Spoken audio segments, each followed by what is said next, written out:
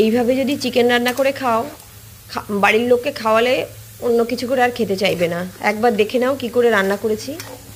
প্রথমে চিকেনগুলোকে লবণ হলুদ দিয়ে মাখিয়ে কিছুটা তেল দিয়ে মাছ ভাজি যেমন করে সেরকম করে ভেজে ভেজে তুলে নেব। তো মাছের তেলটা একটু বেশি লাগে, চিকেন একটু কম লাগবে। এই যে এরকম করে নিয়ে প্রথমে ভেজে ভেজে পুরো চিকেনগুলোকে তুলে নেব। চিকেনটা তেলে দিলেই কিছুক্ষণ রাখলেই দেখবে জল গলে উঠবে। এবার ওই জলটা টানতে টানতে চিকেনটা সিদ্ধ হয়ে যাবে মোটামুটি। এবার ওটাকে তুলে নিয়ে এদিকে একটা চিকেনের জন্য সেই ফাঁকে একটা মশলা রেডি করতে হবে।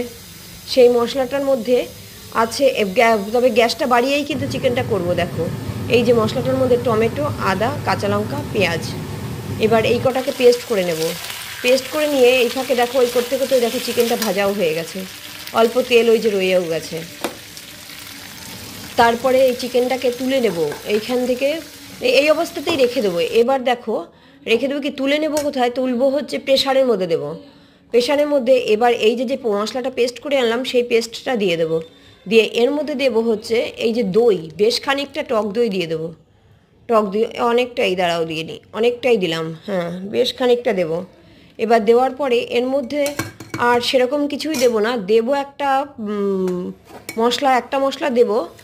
আর হচ্ছে সেটা দেবো হলো গিয়ে এই যে বিরিয়ানি মশলা, ধরো আমাদের থাকে, প্রত্যেকের ঘরেই বিরিয়ানি মশলা থাকে। এবার সেই বিরিয়ানি মশলা, ওই যে সেই বিরিয়ানি মশলাটা দেবো।